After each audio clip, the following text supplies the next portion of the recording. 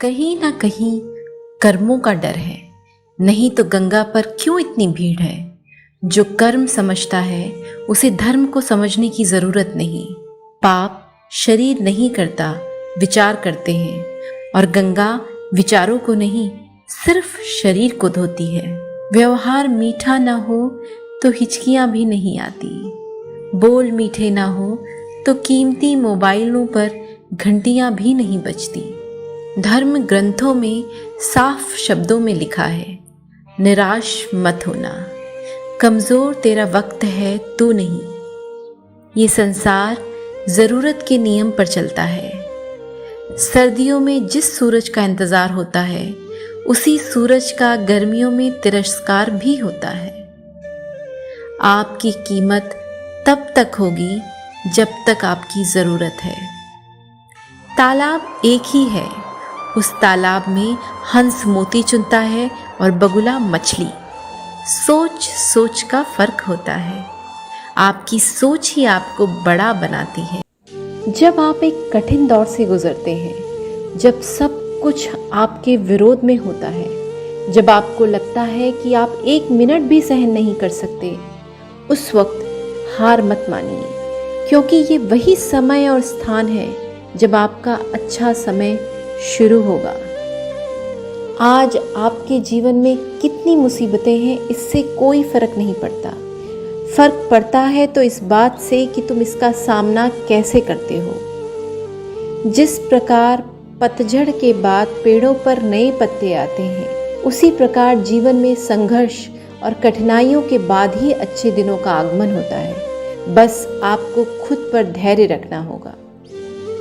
एक छोटी सी स्टोरी मैं आपको सुनाती हूँ, जिससे आपको पता चलेगा कि संघर्ष हमारे जीवन में कितना महत्वपूर्ण है और हमें क्यों धैर्य बनाए रखना चाहिए। एक व्यापारी था, किसी कारणवश उसका बिजनेस पूरी तरह से डूब गया और वो पूरी तरह हताश हो गया।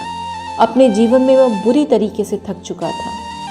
एक दिन परेशान होकर वो जंगल में गया और काफ़ी देर तक वहाँ अकेला बैठा रहा।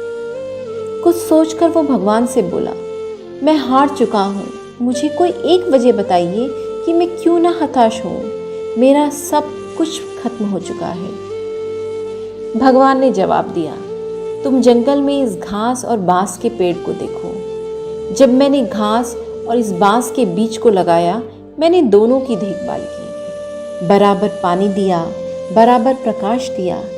घास बहुत जल्दी बड़ी होने लगी और इसने धरती को हरा भरा कर दिया, लेकिन बांस का बीज बड़ा नहीं हुआ। लेकिन मैंने बांस के लिए अपनी हिम्मत नहीं हारी। दूसरे साल घास और घनी हो गई, उस पर झाड़ियाँ आने लगी, लेकिन बांस का बीज वैसे का वैसा ही रहा। लेकिन मैंने फिर भी बांस के बीज के लिए हिम्मत नहीं हारी। तीसरे साल भी बांस के बीज में कोई वृद्धि नहीं हुई, लेकिन मित्र, मैंने फिर भी हिम्मत नहीं हारी। चौथे साल भी कुछ नहीं हुआ, लेकिन मैं लगा रहा। 5 साल बाद उस बांस के बीज से एक छोटा सा पौधा अंकुरित हुआ। घास की तुलना में ये बहुत छोटा और कमज़ोर था, लेकिन केवल 6 महीने बाद ये छोटा सा पौधा 100 फीट लंबा हो गया। मैंने बांस की जड़ को इतना बड़ा करने के लिए 5 साल का समय लगाया।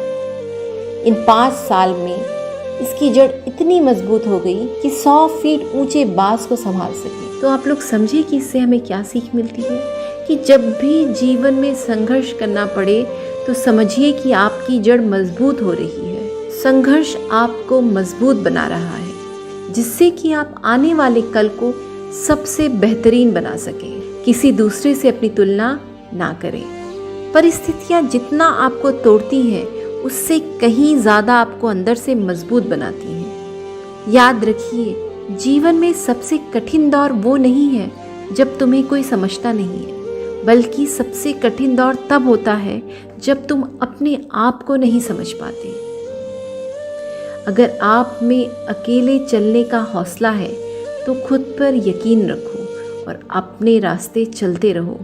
भले ही आज तुम्हारे पीछे कोई ना हो, पर एक दिन तुम्हें सुनने के लिए हजारों लाखों की भीड़ होगी और तुम सबका नेतृत्व कर रहे होगे।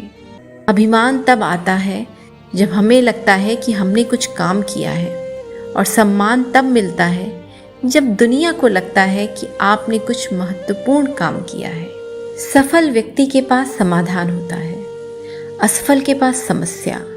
इसलिए सफल व्यक्ति समस्या में समाधान देखता है और असफल व्यक्ति समाधान में भी समस्या। कार्य सफल बनाना बड़ी बात नहीं, कार्य को शुरू करना ही बड़ी बात है। सिर्फ जुड़ना बड़ी बात नहीं, हमेशा जुड़े रहना ही बड़ी बात है। बुराई की खासियत है कि वो कभी हार नहीं मानती, और अच्छाई की एक ही खासियत है कि वो कभी हारती नहीं। लगातार हो रही असफलताओं से निराश नहीं होना चाहिए, क्योंकि कभी कभी गुच्छे की आखिरी चाबी ताला खोल देती है। भाग्य से जितना अधिक उम्मीद करेंगे वो उतना ही निराश करेगा। कर्म में विश्वास रखो, आपको अपनी अपेक्षाओं से सदैव ज़्यादा मिलेगा। सफल होने के लिए 3 नियम: खुद से वादा, मेहनत ज़्यादा और मजबूत इरादा। गलती करने से मत डरिए। अगर सफलता पाना चाहते हैं तो गलतियों को सफलता का हिस्सा समझें। यदि जीवन में लोकप्रिय होना है तो सबसे ज़्यादा आप शब्द का, उसके बाद हम शब्द का और सबसे कम मैं शब्द का उपयोग करना चाहिए।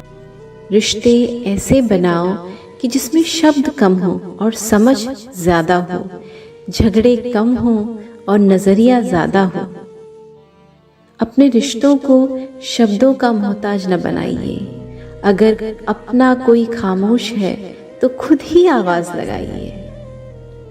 तो दोस्तों, ये थे आज के कुछ अनमोल विचार, कुछ इंस्पिरेशनल कोट्स। उम्मीद करती हूँ ये कोट्स आपको ज़रूर पसंद आए होंगे।